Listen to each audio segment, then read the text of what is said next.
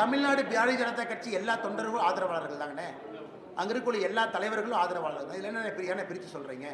எல்லாரும் நம்முடைய தொண்டர்கள், எல்லாம் நம்முடைய சகோதர சகோதரிகள், எல்லோரும் வெற்றி பெற்று எல்லோரும் போகணும். நான் தான் அதிகாரப்பூர்வமாக உங்கள்கிட்ட சொல்லிட்டேன். நான் சீட்டு கேட்கல, ரொம்ப நாளைக்கு முன்னாடியே கட்சிகிட்ட சொல்லிட்டேன். உங்களுக்கு டவுட்டாக இருந்தால் நீங்கள் தலைவர்கிட்ட கிளாரிஃபை பண்ணலாம். பியூஷ் கோயல்கிட்ட அண்ணாமலை சொன்னது உண்மைங்களா நீங்கள் கிளாரிஃபை பண்ணுங்கள். அல்லது நிதின் நபீன்ஜி எங்களுடைய அகில இந்திய தலைவர் தமிழ்நாட்டுக்கு டூர் வரும்போது தயவு செஞ்சு கிளாரிஃபை பண்ணுங்க. ஆனால் பொய்யா நான் சொல்கிறேன், கட்சி எனக்கு இந்த முறை நீ பிரச்சாரம் பண்ணுப்பாங்கிற பொறுப்பை கொடுத்துருக்கு. அந்த பொறுப்பை நாம் செய்கிறோம். இதில் உண்மைக்கு புறம்பாக யாரோ 2 பேர் ஒரு டிவியில் கருத்து சொல்கிறாங்கன்னா அது உண்மையாயிருமாங்கன்னா நீ கேட்குறக்காக நான் கிளாரிஃபை பண்ணுறேன். எல்லோருக்கும் ஒரு பொறுப்பு. அதே போல் இந்த முறை வேட்பாளராக சில பேர் இருக்குது. இல்லை அப்படின்னா 2029 லோக்சபா தமிழ்நாடு குறைந்தபட்சம் 59 லோக்சபா சீட்டு வரும். குறைஞ்சபட்சம் 59 லோக்சபா சீட்டு. அதில் இந்த முறை யாருக்கு வாய்ப்பு கிடைக்கலையோ பாரதிய ஜனதா கட்சியினுடைய தலைவர்கள் அடுத்த முறை போட்டியிட போகிறாங்க. அந்த எலெக்ஷன் 2 வருஷத்தில் வரப்போகுது. இன்றைக்கி எம்எல்ஏ எலெக்ஷனில் நிறைய தலைவர்கள் போட்டி போடுறாங்க.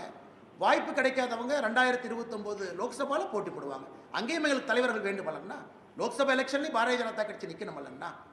இன்னைக்கு இந்த 1/3 உமன் ரிசர்வேஷன் பில் வந்தால் தமிழ்நாடு குறைஞ்சபட்சம் 59 லோக்சபா சீட்டு உறுதியாக 2029. அதனால் அங்கேயும் போட்டியிடணும், எல்லா இடத்துலையும் போட்டியிடணும். எல்லா தலைவர்களுக்கும் தெரியும் யாரை எங்கே போட்டியிட சொல்ல வேண்டும் என்பது. விஜய்க்கு ஓட்டு போட்டால் திமுக ஆட்சிக்கு வந்து சொல்லிட்டு அண்ணன் எஸ்பி ஒரு முனிவர் கருத்து சொல்லியிருக்காரு. அப்படின்னு இருக்கும்போது விஜய்க்கு போகக்கூடிய ஓட்டுகளை நீங்க எப்படி தடுப்பீங்க?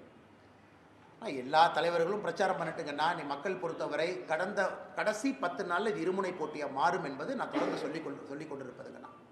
Election will always become a 2 corner contest. Last 2 வீக்ஸுங்கண்ணா, கடைசி 2 வாரம் அப்படி தான் மாறும். ஏன்னா மக்களுக்கு அந்த ட்ரெண்ட் தெரிஞ்சிடும். சில பேர் நினைப்பாங்க இப்போ ஓட்டு போட வேண்டாம், அடுத்த எலெக்ஷன் போடலாம். இப்போ அவங்க 2 பேர் தான் இருக்கிறாங்க, இவங்களுக்கு போடலாம். இவங்களுக்கு போட்ட ஒரு வேளை இவங்க வந்துருவாங்களோ வேண்டாம். மக்கள் ரொம்ப புத்திசாலிகள். அதாவது இந்தியாவுடைய வாக்காளர்கள் ரொம்ப யோசித்து ஓட்டு போடுறவங்க. அதனால் விஜய் அவர்கள் அரசியல் வந்ததை நான் முதல்ல சொல்கிறேன், வரவேற்கிறேன். இருக்கட்டும், களத்தில் இருக்கட்டும். ஆனால் கடைசி 10 நாள் இந்த களம் என்பது திராவிட முன்னேற்ற கழகம் ஆட்சியில் இருக்கக்கூடிய கூட்டணி, அனைத்து இந்திய அண்ணா திராவிட முன்னேற்ற கழகத்தினுடைய என்டிஏ கூட்டணி. இவங்க 2 பேர் தான் ரேஸில் இருப்பாங்க. லாஸ்ட் 2 வீக்ஸில் நீங்களே கண்கூட பார்க்க போகிறீங்க. அப்படி தான் களம் மாறும். களம் மாற ஆரம்பிச்சிருச்சு. லாஸ்ட் 2 வாரத்தில் நமக்கு தெரியும்.